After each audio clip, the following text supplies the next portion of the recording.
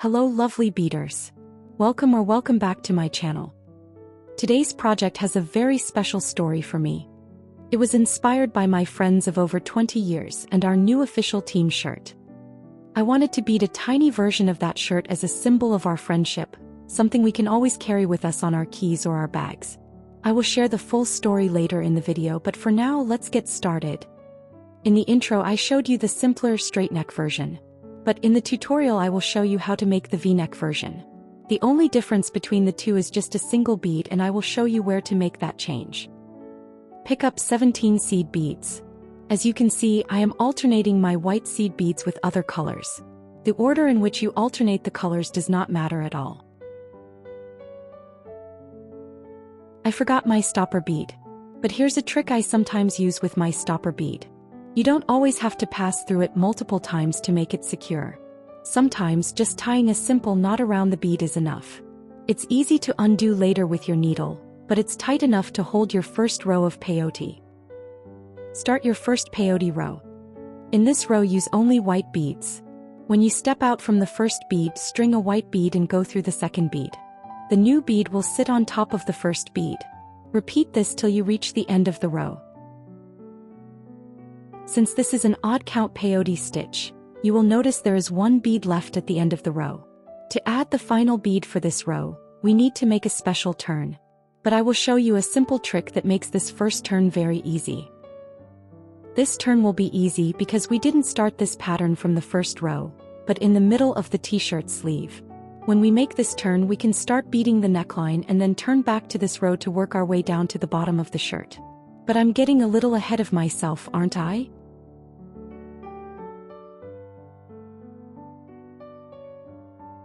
And here we are at the final bead. Pick up the last bead and turn back through the last bead on the other side. This way you exit from the last bead in the perfect position to start the new row. This row has a slight curve because my tension was not even. The new row I just added is less tighter than my foundation row was. But don't worry, it will straighten out with the next row. String just white beads in this row. As I promised, here's a little more of the story behind this keychain. I have a very close group of online friends, and for a rare in-person meeting, we all got matching team shirts. I wanted a way for us to carry the memory of our team with us every day, not just when we wear the actual shirt. And that's when the idea hit me. I could bead tiny versions of our shirts that we could always carry with us on our keys or bags. So I started experimenting, first creating a simple straight neck version, and then I had another thought and created a V-neck version too. Today I am bringing you the pattern for this V-neck version. When we start beading the neckline, I will explain the small difference for the straight neck version. You can see even after this row the beadwork is almost straight. If I had pulled the first row tighter, it would already be perfectly straight. Start another row with white beads. In the middle of this row we need to skip one bead to create the neckline. So at the center of the row do not add a bead. Instead just pass your thread down and back up through the bead from the row below, forming a V shape. If you want to bead the straight neck t-shirt, do not skip this bead. And continue the peyote row until you need to turn. This will be an odd count turn.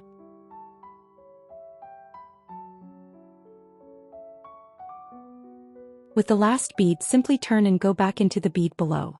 But you don't need to turn back to make another peyote row. We turn only to add the large bead for the hanger. So lead your thread to the second gap in the last row.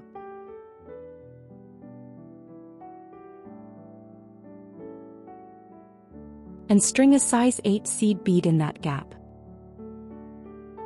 Go back through the beads to reach the size 8 seed bead again to secure it.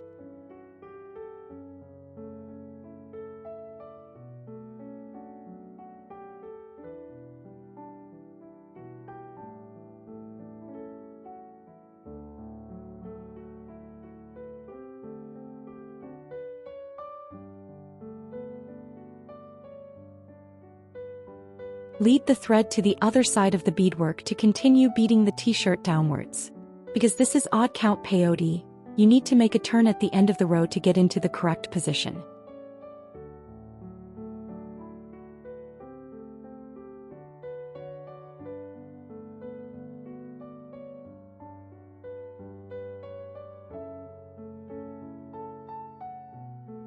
And now you can start the next row. As I've said before, the exact order of the colors does not matter. This t-shirt has so many colorful polka dots, we can't replicate the exact pattern anyway. The only important rule is to make sure your colored beads do not sit next to each other, so the dots stay separate. At the end of the video I will show you the pattern that I tried to follow. If you don't want to bead the colors randomly, you can read from the chart which color comes next. The turn at the end of this row is a simple standard turn. Just turn around and start a new row. In this row, string only white beads.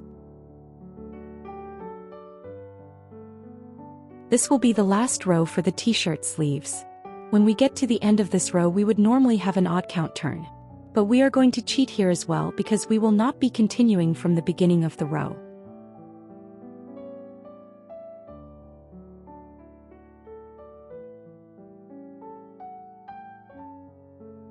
With your last bead, turn and go back through the bead directly underneath it.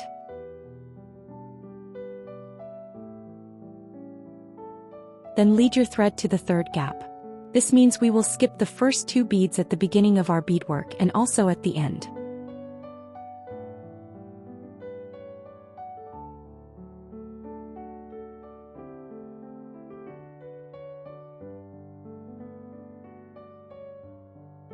And now let's start beading the body of the t-shirt. Alternate the colored and white beads as you like.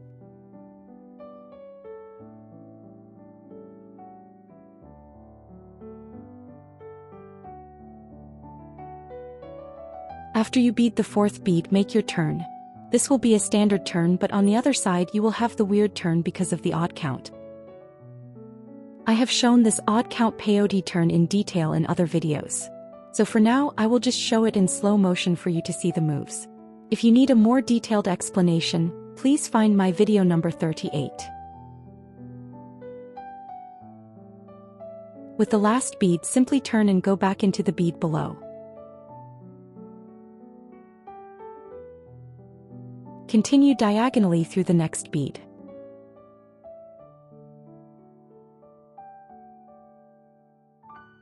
Go through the bead next to that one, and back into the bead where you started this turn. Go up through the last bead you added. You are now in position to start the new row. Make this row with the normal turn in the end of it.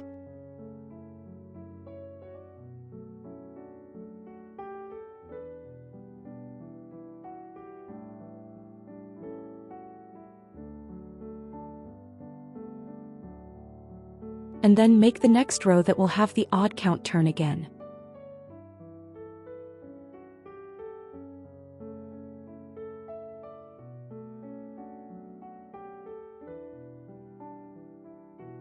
Make the turn and get into position for the next peyote row. From now on there are no changes in the pattern.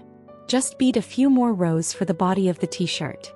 I will speed up this part of the video and slow it down again when I get close to the end. While this part is speeding up, I'd like to share a small personal goal with you for this channel. My subscriber count has been growing very slowly, and I have a dream of reaching 5,000 subscribers by the end of this year. I would be so incredibly grateful if you could help me with that. If you are here and watching my videos, I hope it's because you find them helpful or enjoyable. For you, it's just a single click, but for me and for this channel, that one click means so much. Every like and especially every new subscription sends a signal to YouTube that this content is valuable, helping other beaders to find my work. So if you enjoy what I do and haven't subscribed yet, I would be so thankful if you would consider clicking that subscribe button to help me get one step closer to my goal. Back to beading. I made 13 rows for the body of my t-shirt.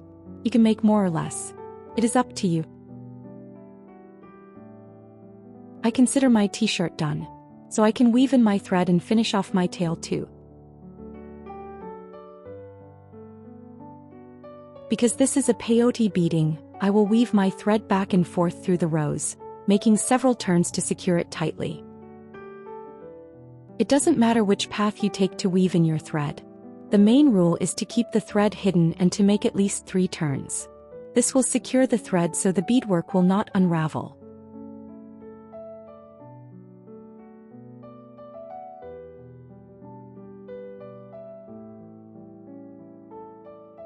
And because we worked on both sides of our starting row, the tail is already secure. You don't need to weave it in, you can simply cut it off. To finish the t-shirt keychain, you will need a jump ring and a bigger clasp or keychain ring. And of course some pliers. I just opened the jump ring and threaded it through the size 8 seed bead. I put the clasp in the jump ring and closed it. Here is the pattern I tried to follow. And that's it. I have my team t-shirt keychain.